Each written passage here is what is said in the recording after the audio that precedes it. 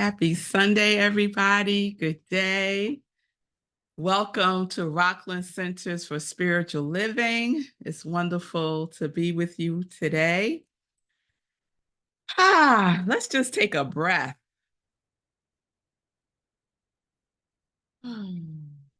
Let us just allow the breath to ground us in this present right now moment. So wherever you were, gather yourself and come here now. All right, wonderful. So I am Rev Melissa. I am the spiritual director, senior minister here at Rockland Centers for Spiritual Living. And I am just so excited about our series this month, but respect the in-between. And I think I'm going to get right into it. The in-between can feel like we're in limbo. It could feel like we're lost, like we don't know where to go, what to do. It is that in the meantime space. Iyanla Vanzant has a book called In the Meantime, and I read it over 20 years ago. It mainly focuses on relationships, and it was what I needed at the time, to focus on relationships, but it really can relate to any area in your life. I needed it because I had just broken off my engagement and I was questioning everything in my life, the choices I was making, what I perceive as the time I had wasted, all of the things. And so one of the things that she writes in the book is this: the meantime is fraught with don't knows and can't do's. Don't know where I'm going. Don't know how I'm going to get there. Wherever there is doubt, confusion, reluctance, and paralysis are all characteristics of the meantime. If you knew the answers to these questions, you would be just fine. In the meantime, fine is probably not one of them. That perfectly captured how I was feeling at that time. What in the world am I supposed to do now? My pattern, you see, had been to just get into another relationship. There was never a time from, let's say, a teenager through my 20s that I was not in a relationship. As a matter of fact, when I saw that the relationship was going to go left, I would queue up my next relationship just to have it on standby, because I could not bear not being in a relationship. So there was no in-between time. There was no breathing space. I would just go from one to the next. And sometimes, don't tell anybody, y'all, there was some overlap. So we could substitute that relationship for a job, our health, our relationship with a family member or friends. Substitute it for whatever it is. You know how people say, I'm in between jobs right now? For the first time in my life, I was in between relationships. Because something spoke to me and said, don't do what you would normally do. Don't do that. Just stay right here in the pain. Just stay right here in the pain. So I was in the in-between, the time when we are not sure what to do next, when we don't have clear answers. We know that this is not our final destination. We know that, but it certainly feels like it is. That is the in-between. Can anyone relate to this? All right, I see some hands up. I see some hands up. Yes, yes. So we want things to be different, right? Sometimes drastically different, but nothing appears to be happening. This is our opportunity to choose to respect the in-between, to choose to respect the discomfort of uncertainty, and to fortify our trust in our journey. Discomfort, how does discomfort feel? It feels uncomfortable. It just does. So in the in-between, it feels uncomfortable. So when I ended that relationship and I felt like, what am I going to do now? I felt like I had disappointed my whole family because my whole family loved this man, right? They had our whole life planned out for them, for us. So they made it even more difficult to end it. Substitute in a job. Everyone thinks this is the right job for you. You think this is the right job to you. It's paying you a whole bunch of money. And so you stay. When your heart is calling you to do something else. So what I learned is that although it felt like I wasn't on my spiritual path, I realized that there is never a time when I am not. I was born on my spiritual path, in my spiritual path. My first breath was my physical connection to my spiritual path. So it's challenging to respect something that you are not aware of.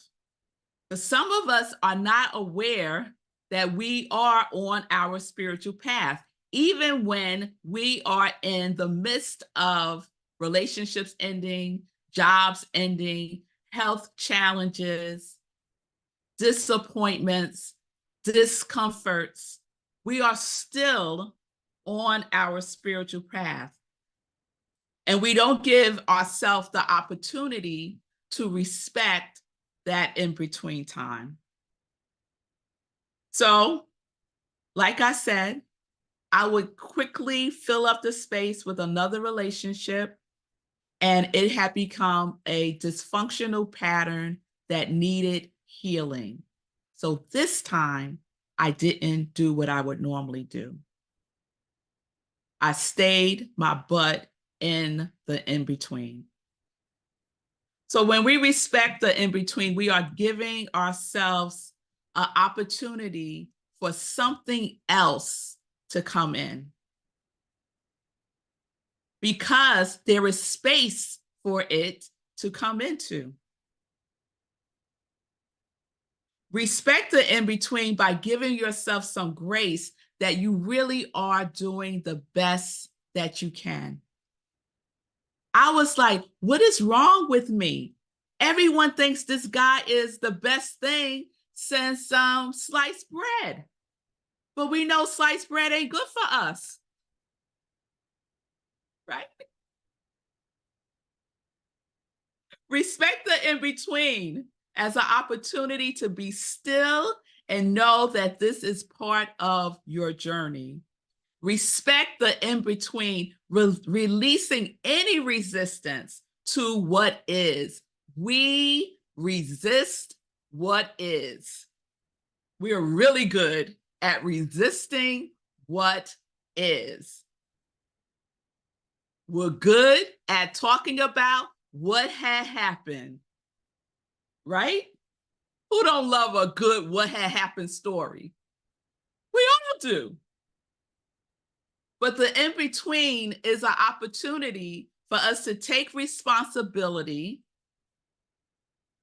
Yes, because my fingerprints were all over that relationship also.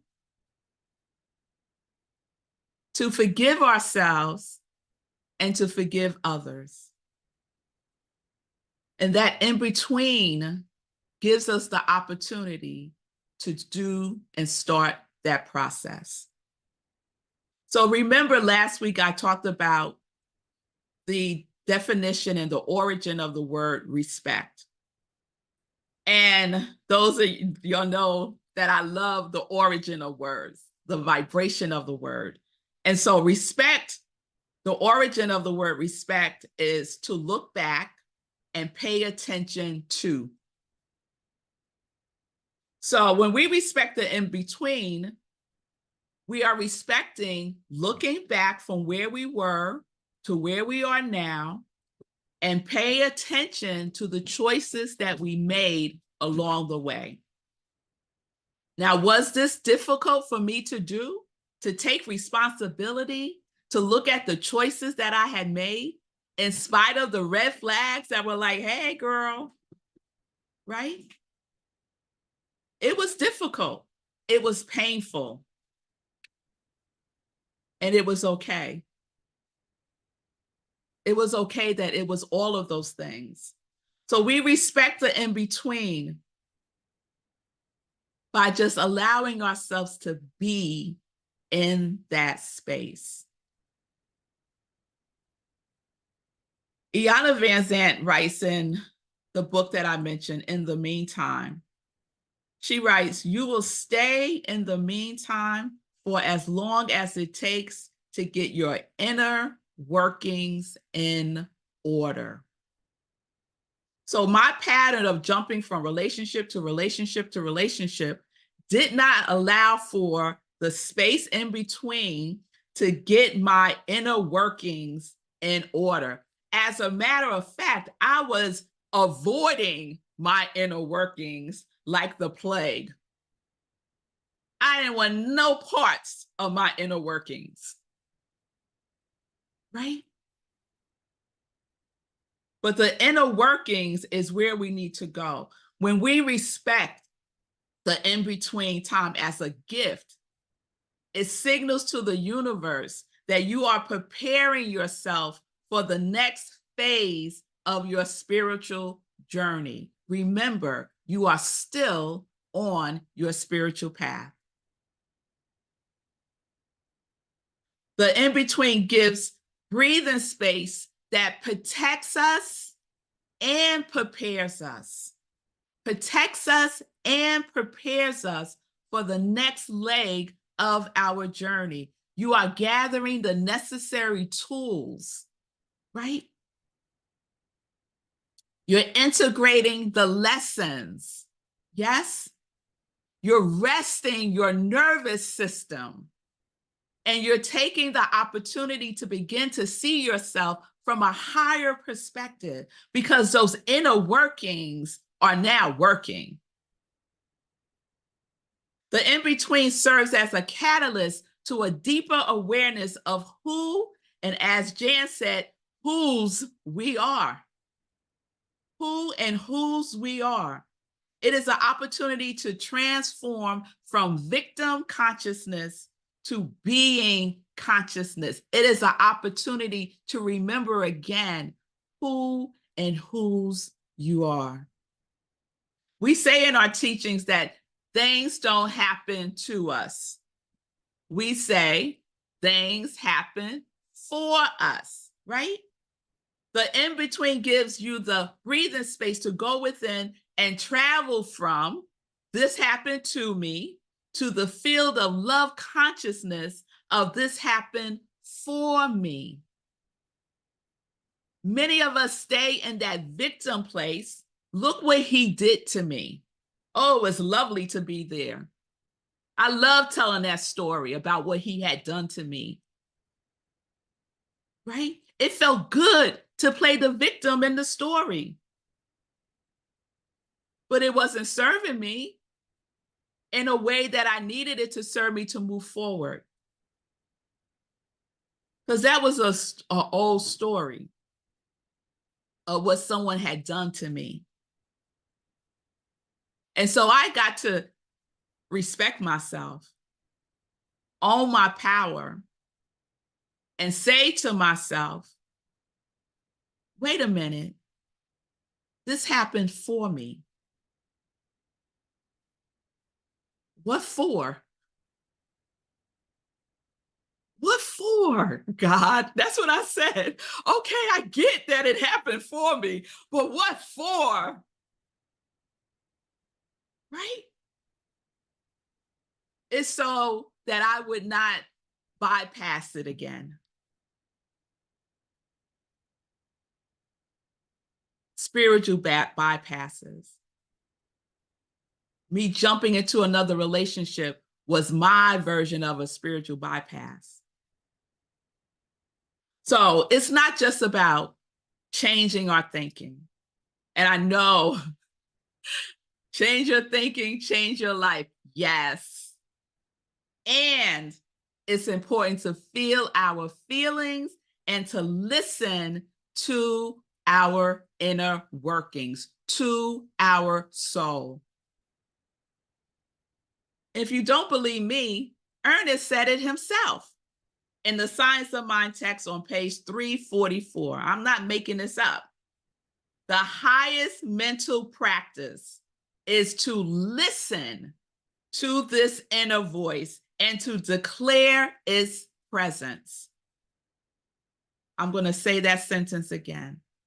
The highest mental practice is to listen to this inner voice and to declare its presence.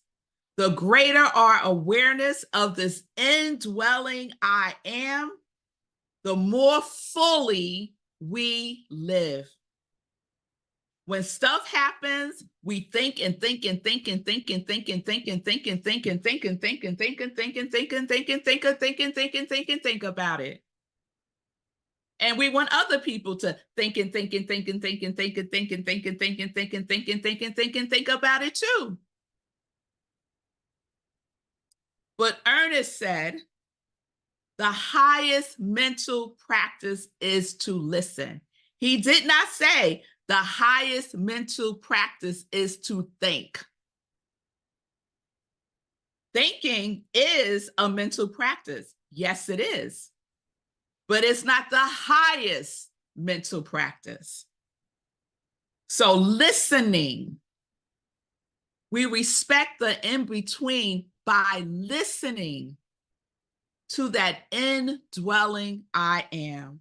And every last one of us has an indwelling I am. All of us. So the in-between gives us space to literally lift our spirits by listening to that indwelling I am that I am. That I am that I am that is always whispering to us. And it's not whispering sweet nothings. It's whispering sweet everythings. It's whispering your name. It's reminding you of who and whose you are. But we have to listen. We have to listen. The in-between awakens us to the truth that we are still on our spiritual path. Yes, I felt lost. And I am still on my spiritual path. That relationship served a purpose in my life. It was this relationship that introduced me to Science of Mind. It was this relationship that took me to my first service at Lincoln Center, and I heard Stuart Grayson one Sunday, and the next Sunday I heard Eric Butterworth, and my whole life changed. He doesn't know, but it was, well, then I told him a couple of years later, y'all, we're friends. He doesn't know at the time that what he was really introducing me to was myself. Oh, come on, y'all. because everything and everyone serves our purpose. And sometimes that service don't feel so good, but it is. Don't get hung up on the in-between and the way that it looks. We got to see beyond that. And we see beyond that by going within and by listening to our intuition. I was in that relationship, I think, for like 4 years. Within the first year, I saw red flags, but I ignored them. I'm seeing things. Everyone thinks he's fabulous. Like, what's wrong with me? Listen to your intuition. I would have dreams about him with other women. And then I would tell him about the dreams. And then he would sit there and analyze the dreams with me. Come on now. This was an awesome guy. We could do dream work together. Oh, come on now. Who don't want that in their life? But no, I wasn't listening. I wasn't respecting myself. I wasn't respecting myself. Iana says in that same book, now you are in the meantime, which is life's opportunity to get clear, get real, and heal yourself in preparation for giving and receiving the one thing we all want: pure, honest, unconditional love. But I had to have that for myself. I have been searching for it in these other relationships. Pure, honest, unconditional love for yourself is respect. So I have some love work for you. I gave you some love work last week. Anyone do it? It was the 3 P's: prioritize, practice, and pay. Remember, prioritize self-care. One of the ways that we take care of ourselves is by taking care of our heart and our mind. So prioritize self-care. How do you demonstrate respect for yourself? What do you do for your self-care? And I recommended that we all double it this month. Practice giving from the fullness of who you are and not from the emptiness. When you have an empty cup and you pour, nothing comes out. So we have to give from the fullness. So we get to practice that, right? And then pay attention to what has your attention. Pay attention to what has your attention and establish respectful boundaries. And I suggested that we use our quality to help us establish respectful boundaries to guide us along this journey of our spiritual path. And so the 4th P is preparation. Preparation. Remember, respecting the in-between signals to the universe that you are preparing for the next phase of your spiritual journey. The in-between protects and prepares us. So we get to respect ourselves by spending some quiet time with yourself and just listen. Prepare yourself to listen. To just go within, go somewhere and get quiet. And I'm not saying go on a retreat. I'm not saying climb a mountaintop. I'm saying go somewhere at home, around your neighborhood. Don't make it a big event. We love to do that. That's a delaying tactic. It could be your bathroom. I love to go in the bathroom and listen. Find a space. Get still within yourself. The inner workings are working. And listen. Listen to what pure, honest, unconditional love has to say to you. I guarantee it will remind you again who you are and whose you are.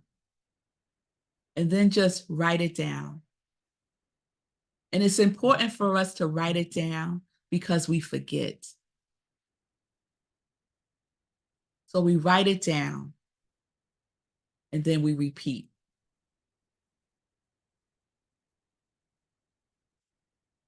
So who will say yes to that?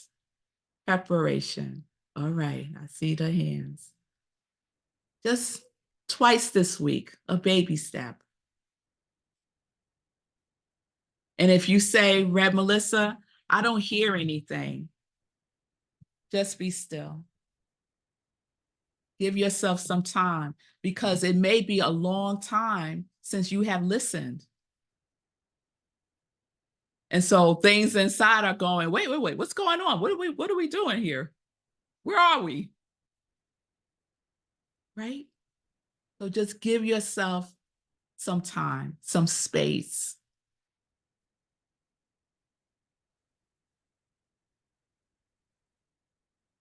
All right. So we got our 4 P's. Prioritize, practice, pay, and preparation. So I want to close this with a poem by John O'Donohue. And it's called For Belonging. So I invite you to just go within. Let this sermon, this message, just settle in to your bones as I share this with you. May you listen to your longing to be free. May the frames of your belonging be large enough for the dreams of your soul.